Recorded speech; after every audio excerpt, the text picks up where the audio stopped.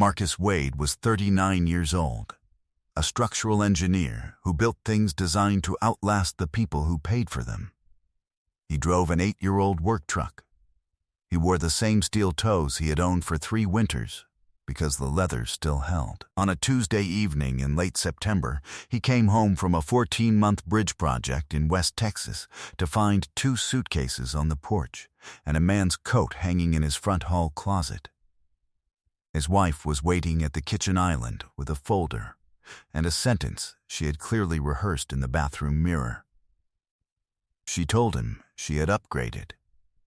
She used that word. She said it the way a person says a word they have practiced, until it feels like furniture. Marcus set his duffel down on the floor. He looked at the coat. He looked at her. He had spent the drive home thinking about the steel he wanted to bring back to the house, a small order for the deck rail he had been promising her for 2 summers. The order was in the truck. He left it in the truck. What she did not know was that the house was not theirs.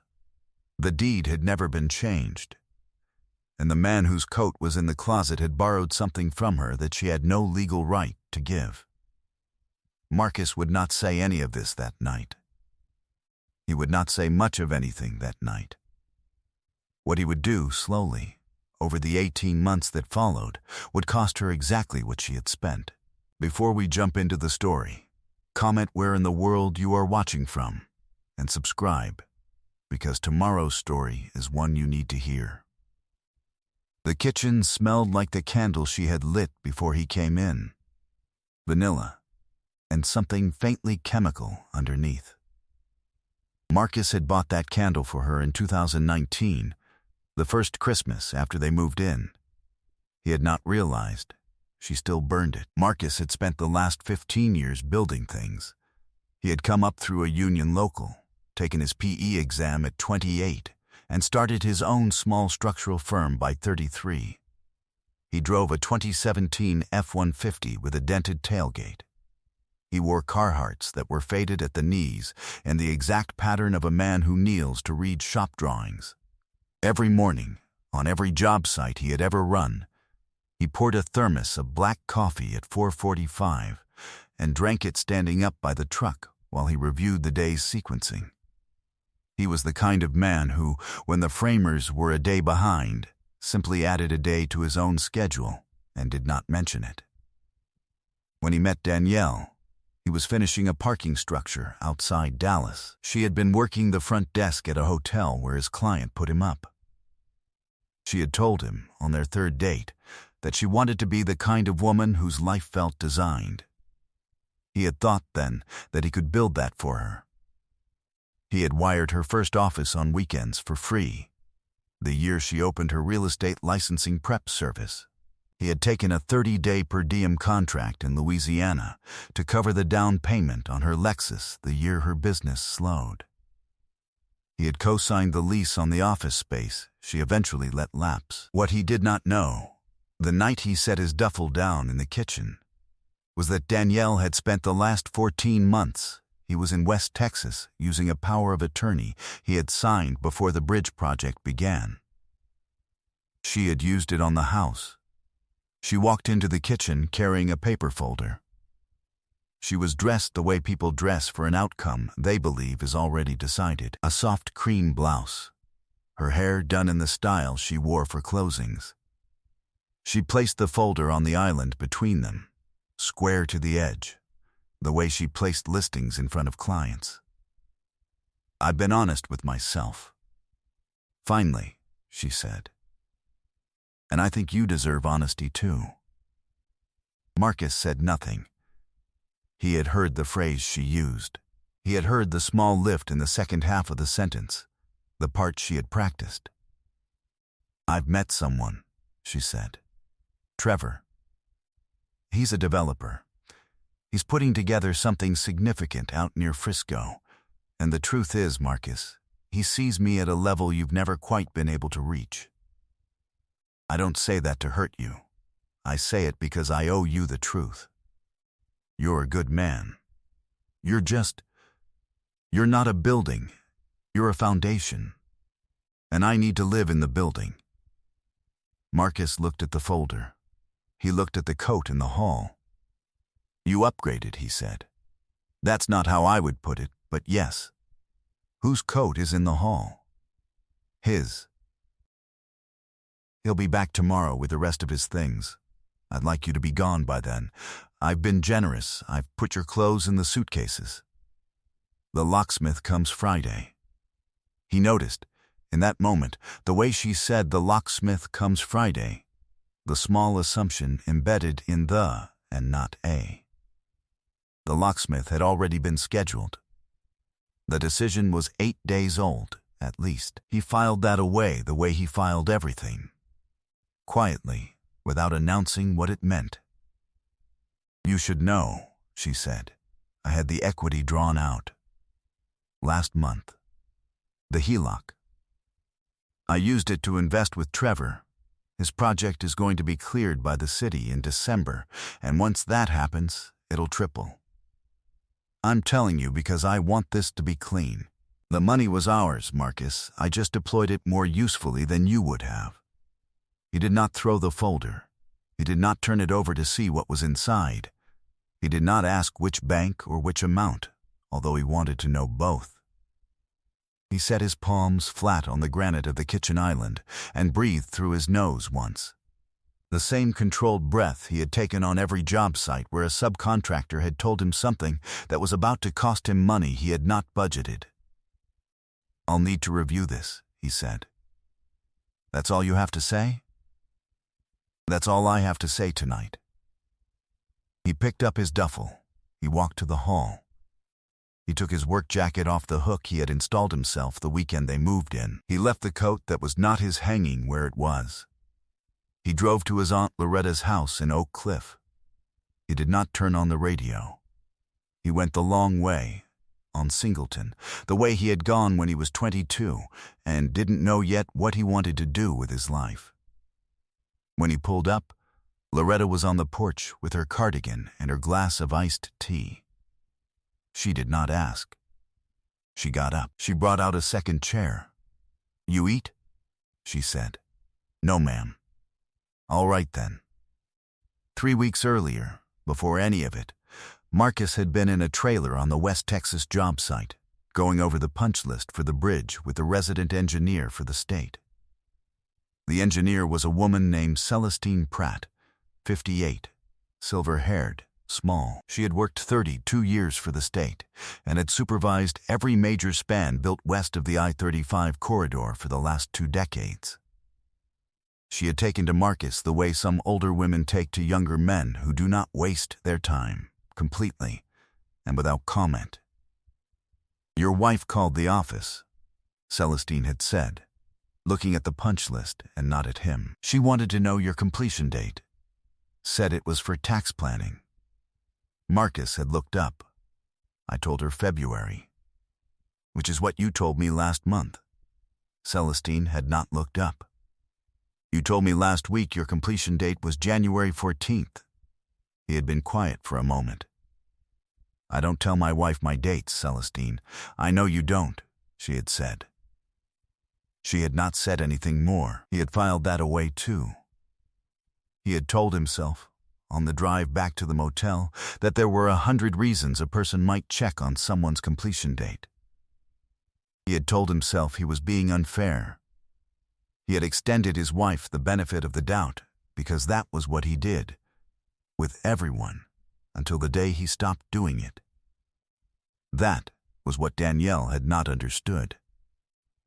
Until now. Loretta gave him the back bedroom.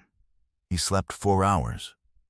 At 6 in the morning, he was at the kitchen table with his laptop and his folder of records and a yellow legal pad. By 7, he had called Walter Briggs, the attorney who had drawn up his premarital paperwork in 2018. Walter agreed to meet him at noon. "Bring everything," Walter said. "Bring the original deed. Bring the prenup. Bring whatever she signed. Bring whatever you signed. And Marcus, don't go back to the house. Don't call her. Don't text her. Don't post anything. If she calls you, let it go to voicemail. I want every single thing she does from this point forward to be on a recording or on a document." "Understood." Loretta walked him to the door at 11:30. She stopped him in the doorway. "There's something you need to know before you walk out of here," she said. He waited. "Your mama called me in May." She was worried. "She said Danielle had been by her place asking about your father's house in Pleasant Grove, asking whether your name was on the deed, asking whether your mama still kept the originals. Your mama told her to leave. She didn't tell you because she didn't want to be the one to start something, but she told me. And I've been watching." She reached into the pocket of her cardigan and pulled out a small spiral notebook. The cover was blue. The pages were dated. "I started in June. Every car that came to the house when you weren't there. Every time he stayed over. Every time she went to that strip center on Frankfurt where his office is. I have plate numbers. I have times.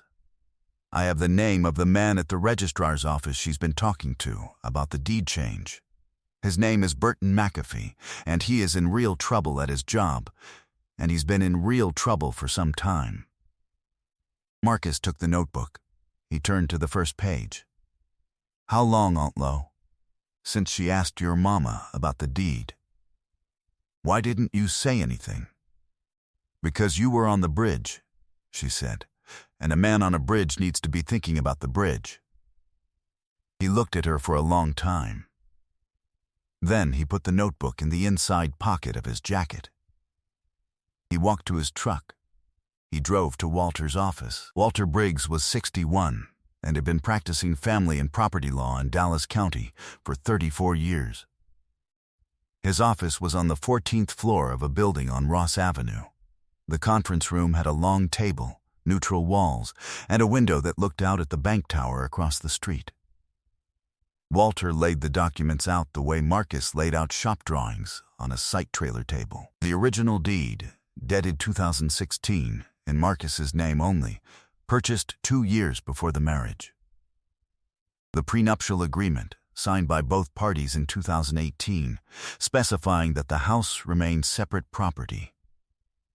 The power of attorney Marcus had signed in May of the previous year, limited in scope, related solely to the construction financing on a workshop he was permitting on the backlot. Limited POA, Walter said. Specific to the workshop permit, not a general POA. She had no legal authority to encumber the house with a HELOC. None, she did anyway. "Show me." Walter pulled the county records. The HELOC had been recorded in March against the house in the amount of $260,000. Burton McAfee's initials were on the recording. The lender was a small private lender in Plano that Walter knew by reputation, and the reputation was not good. Where did the money go? "That," said Walter, "is what we are going to find out." He put Marcus in touch with a forensic accountant named Yusuf Adler, who worked out of a small office above a barbecue place in Deep Ellum. Yusuf was 44, lean, quiet, and had spent 11 years at the FBI before going private. He listened to Marcus describe the situation without writing anything down. When Marcus was finished, Yusuf opened a notebook and asked 4 questions. What is the development called? Frisco Ridge Holdings, LLC, Trevor Halsey, sole listed manager. What did your wife sign at closing on the HELOC? I don't know. I do, said Yusuf. I'll have it by Friday. Last question. The bridge project, your retention payment from the state. When does it release? February. Don't take it as a check. Have it wired to an account she doesn't know about. Open the account this week. Marcus did that on Thursday. He opened an account at a credit union his aunt used. He moved his direct deposits. He changed his mailing address to a P.O. box he rented for $48 a year. None of this required any explanation to anyone. Yusuf called him on the following Wednesday. $260,000 out of the HELOC, wired in 2 installments, $180 in March, $80 in May. Both went to Frisco Ridge Holdings. Frisco Ridge Holdings wired $150 of it to a vendor account that does not exist. The vendor was a shell. The money came out as a cashier's check, payable to Trevor Halsey personally, drawn from the shell's account at a bank in Garland. He used it to pay off a default judgment against him from a previous development that collapsed in 2022. Your money paid off his old bankruptcy. Marcus was quiet for a moment. There's more, Yusuf said. Frisco Ridge has been pitching a municipal contract, the Frisco Aquatic Center expansion. The award is supposed to clear in December. Trevor's been telling investors the award is locked. It isn't locked. I have a friend on the selection committee. The award has not been made, and Trevor is not the leading bidder. He's third. Your wife doesn't know any of this. She thinks her money tripled in December. Who's the leading bidder? You'll laugh. Tell me. Wade Structural. Yours. Marcus looked out the window for a long time. He set the phone down on the table. He folded the printout Yusuf had emailed him. He folded it in half, and then in half again, and he put it in the inside pocket of his jacket, next to his aunt's blue notebook. He stood over everything Walter had assembled: the deed, the prenup, the limited POA, the recorded HELOC, the forensic trace, the printout of the LLC filing, the bid record from Frisco, and he looked at all of it together. He did not look at any single piece. He looked at the shape of all of it. He could see how the lines connected, the same way he could see, on a set of structural drawings, which loads transferred where, which connections were rigid, which were pinned. He could see the whole shape of it now. He didn't move fast. That was the part she had never been able to account for. She had spent the 18 months of their marriage deciding exactly what kind of man he was, and what she had decided was that he was a foundation, not a building. She had been right about that. She had just been wrong about what foundations do. Foundations do not negotiate. They hold. And when something is built on top of them that they were not designed to carry, they do not announce that they are about to fail. They simply withdraw their support, and the structure on top of them comes down on its own weight. He retained Walter formally. He retained Yusuf formally.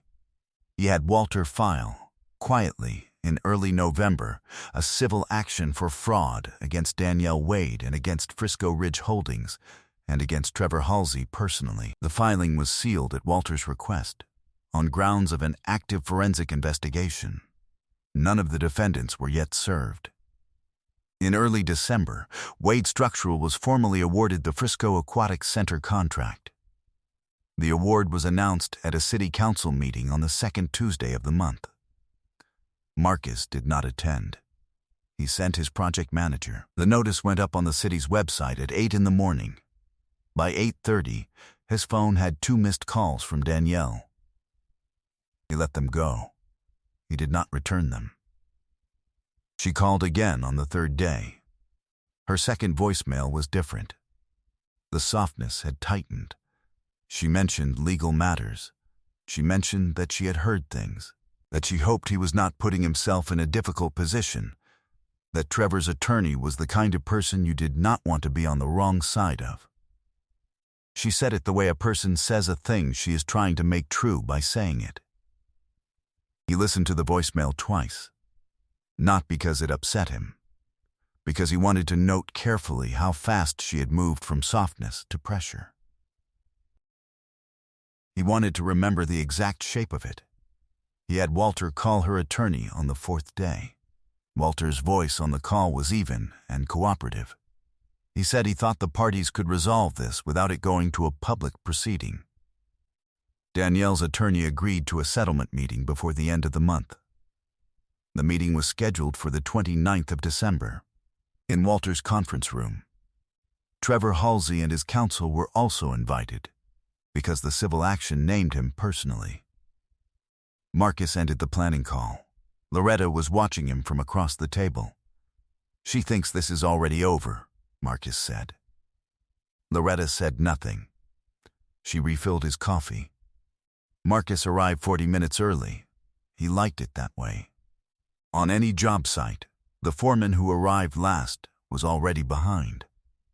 The conference room was the same one where Walter had laid out the documents in October. The walls were the same neutral color. The window looked out at the same bank tower. Walter had arrived 20 minutes before Marcus. Yusuf arrived 10 minutes after. They arranged their documents on the table the way framers lay out plates before a wall raise, flat, in order, ready to go up. Danielle and Trevor arrived together. That was the first signal. Marcus had assumed they would arrive separately, because their attorneys were separate. They did not. Danielle walked through the door with the confidence of a woman who believed the room was already hers. She was wearing the same cream blouse she had worn at the kitchen island in September. She glanced at Marcus once, a quick professional assessment, and then looked toward Walter as though Marcus were merely another person in the room. Trevor was 44, taller than Marcus had pictured him, in a suit that fit the way suits fit men, who buy them off the rack at a place that does not do alterations well. His attorney was a man named Gregory Lane, who Walter knew and did not respect. Walter opened the meeting. "Thank you all for coming. Before any discussion of settlement terms, there are several matters that require acknowledgement by all parties." He opened the folder. He began to lay documents on the table with the unhurried efficiency of a man who had done this many times. The first document was the recorded HELOC. While Mr. Wade was completing a state bridge contract in West Texas, Walter said a transaction was executed using a limited power of attorney his wife held. The transaction encumbered Mr. Wade's separate property, a home he purchased in 2016, 2 years before the marriage, and which the prenuptial agreement specifies as separate property, for $260,000. The HELOC was recorded by Burton McAfee, who, as of last Thursday, is on administrative leave from the county registrar's office pending an internal review. This transaction was not authorized by the power of attorney in question. A civil fraud action has been filed. He let that number sit in the air for a moment. Yusuf placed the forensic report on the table. Walter walked through it. His voice was even, factual, not cold, simply precise. The $260,000 was wired in 2 installments, $180 in March, $80 in May, to Frisco Ridge Holdings, LLC. From Frisco Ridge Holdings, $150,000 was dispersed to a Shell vendor account at a Garland bank. The Shell account then issued a cashier's check, payable to Mr. Halsey personally, which was used to satisfy a 2022 default judgment in his name. Danielle's expression had not changed, or rather, she had worked to keep it from changing, and the effort was visible to anyone watching closely enough. Marcus was watching closely enough. "We want to be precise about what we are and are not saying," Walter continued. "We are not today making criminal allegations. What we are doing is disclosing that this documentation exists, that it has been preserved with chain of custody, and that the civil fraud action is filed. Additionally, in light of disclosures that have been made to me regarding representations Mr. Halsey has been making to investors about the Frisco Aquatic Center contract, which was awarded to Wade Structural on the 2nd of this month, there may be additional parties who become interested in this matter through channels we do not control." Gregory Lane looked up from the document. For the first time since entering the room, his expression was not relaxed. The silence in the room lasted 11 seconds. Marcus counted them. "We'll allow a few minutes for your counsel to review," Walter said. Marcus stood. He gathered nothing from the table. He had brought only one folder, and it had served its purpose. He buttoned his jacket. He shook Walter's hand. He shook Yusuf's hand. He walked toward the door. He stopped in the doorway. He turned. He looked at Danielle. He said it quietly. Only for her, not as performance. Because it was meant for her. You traded a foundation for a fade. I just waited for the weather. He walked out without looking back. It did not happen all at once. The settlement was reached in February. Danielle signed a confession of judgment for the $260,000 plus fees. The HELOC was paid off in full from the disgorgement against Frisco Ridge. The civil fraud action against Trevor was settled separately, on terms that became part of his public bankruptcy filing in April. Frisco Ridge collapsed in the spring. The investors Trevor had told the award was locked were not gentle people. Their attorneys were not Gregory Lane. Without the contract, Trevor lost the development site, the office on Frankfurt, the SUV, and the apartment in Uptown that he had been paying for with disbursements from Frisco Ridge. He moved into a one-bedroom in Plano. Danielle moved with him for 4 months and then did not move with him after that.